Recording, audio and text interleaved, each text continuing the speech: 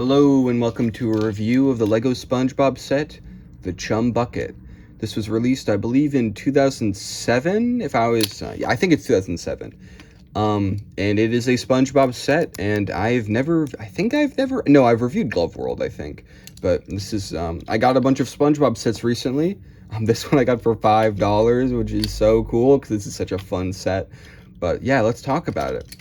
To start with, the first obvious thing is the exterior design. It's a facade, but it's honestly a very good facade because it's not like 1/3 of the width of the Chum Bucket. It's about halfway the way. So like if you had two of these, you could make a full bucket. You could make the full bucket. So that's pretty cool. But yeah, the first thing that comes to mind, when you see this, that's interesting, is that the design of the hand up here. It's kind of interesting. It uses these fingers you gotta mold into place. They're a little bit inconsistent, but it gives you a lot of flexibility. You could probably mess them a lot, but they do come off pretty easily because they're not on very sturdily, and it's kind of hard to make them look good. You can move them a lot, but I don't know if it'll look good. So yeah, I mean, it works. These have aged, these blue pieces. I don't know, I got this used. Whatever happened with those. It's kind of weird, the inconsistencies. But the actual Chum Bucket itself, the stickers, we'll get to them, but they add a nice bit of the cartoon flavor to this, particularly the Chum Bucket right there, looking like it was drawn by a 4-year-old. Kind of looks like an Ed, and Eddie title card a little bit, but that's besides the point. We've got two doors.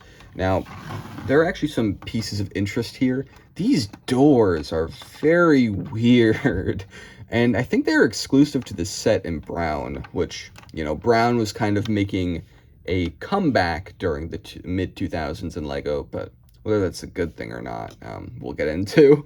But yeah, and it's just weird to see these pieces here because, it seems like such a standard build, but these doors are super, they were very short-lived. Another thing that I was actually very surprised was, one surprising element was this piece. A pillar, but it's a 1x3, it's 3 bricks long. Now, I thought this piece was like, I was just confused. I'm like, did they produce this for 1 year?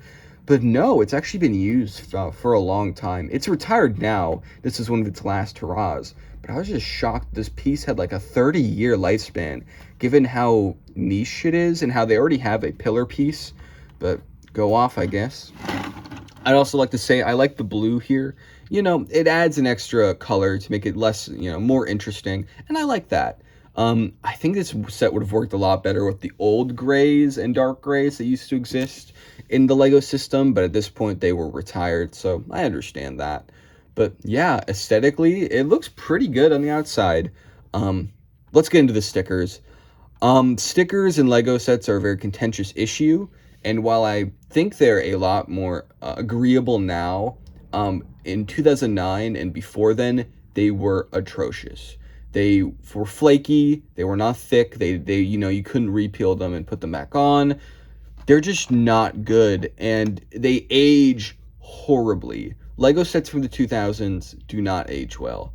I don't mean design-wise, I mean physically, because you have these stickers that are withering away, and brown pieces break. Brittle brown was this thing where when they changed the brown mixture in 2006 or 2005, it had this after effect of making it so these pieces would age and crumble.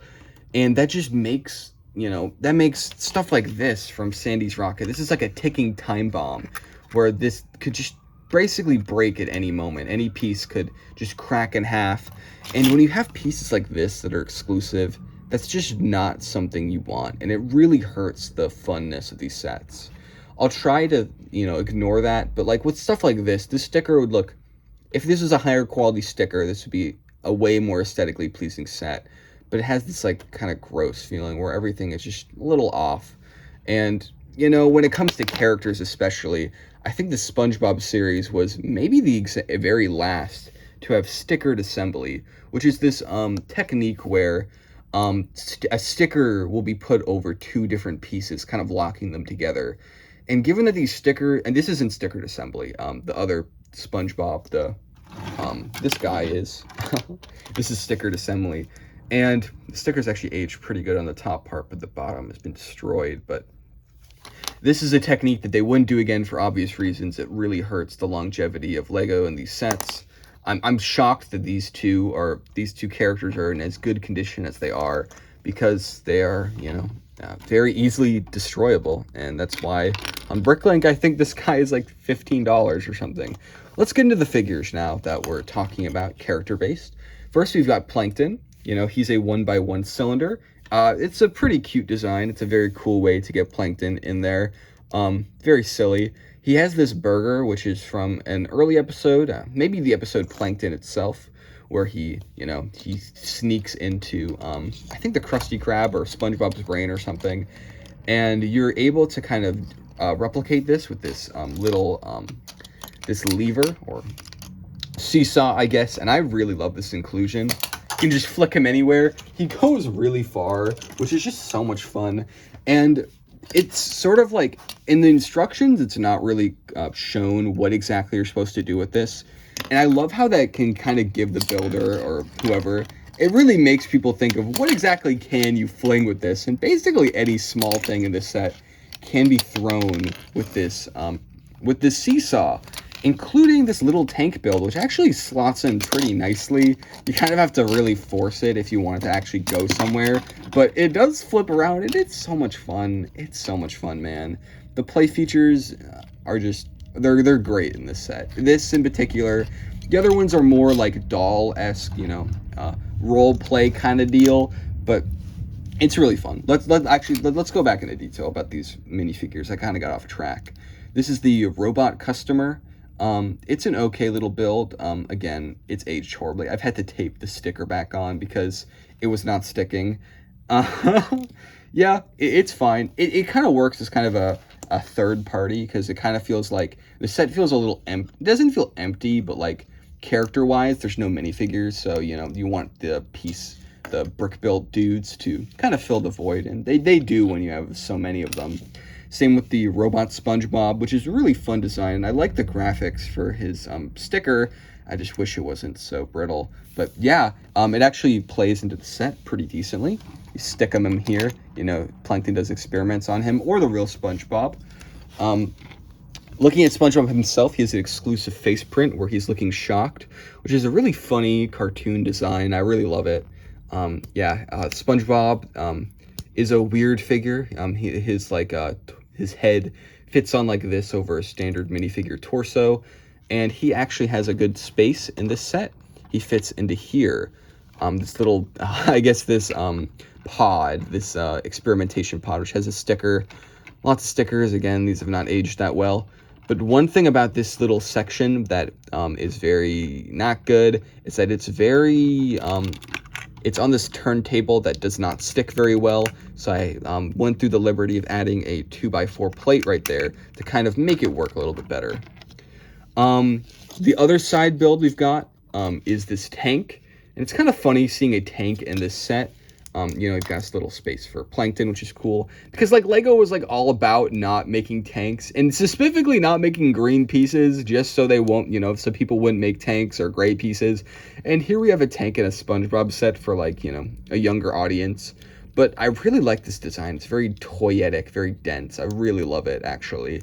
It's really good, too. And the wheels, I don't know, it just is shaped super nicely. Has a lot of play potential. There's so much room for play potential in this set. They did an amazing job at that. But yeah, those are all the side builds. Looking at the interior, it's kind of weird because the bottom doesn't really have anything going on except for these dark blue pillars, which are probably not exclusive, but they feel kind of elusive, On the top, we've got this lab section with a Krabby Patty under scrutiny, under a magnifying glass. Cute little illustration of it on the sticker. We've got Karen, who's a stickered piece. Kind of interesting seeing them like this. It's a bit of a different art style than I think the show has, which, makes a different interpretation, which is cool. And we've got this sort of Frankenstein style seat for Robo SpongeBob or SpongeBob, just to kind of get him in there, mess with his brain. He fits in there. You know, you got step 1 is you got the beaker, and then the pod. Then step 2, you've got him up there, and it's cool. You know, plankton fits in there. There's just like a lot of fun that can come from this set. There's just so much play potential. I think the only thing I would have added is at least 2 seats down here, because the Chum Bucket at the end of the day is a restaurant. So you'd want it to have somewhere where you can, even if it's not a good restaurant, no one goes there, that's the joke. You want like some activity going on, you know? It doesn't have to be anything major. 2 seats and maybe like a bucket, you know, a little bucket to represent the chum. That'd be enough. But yeah, I guess that's my main thoughts about this. I guess I really went over the side builds, and like, there's not that much going on in the inside. You know, there's like fun stuff, but it's kind of self-explanatory, you know. You've got a computer, makes sense. It's a lab, you know. You've got like little features, because it's more about like getting yourself into this role and playing, because the SpongeBob sets are so focused around play, and that's what makes them so strong. But being about play and being owned by mostly by kids just makes it so these sets don't age that well, like physically, like sticker wise, brown piece wise, stickered assembly wise. There's just like a lot of these like small problems that I feel like wouldn't have been that hard to fix, that just bring it down a lot. But having the set, owning it, I think it's really fun. And for $30, this is just a really good play set, and it just has so much to offer. And yeah, I love it. I think it's a great set. That's my review. Lego in the 2000s is very strange.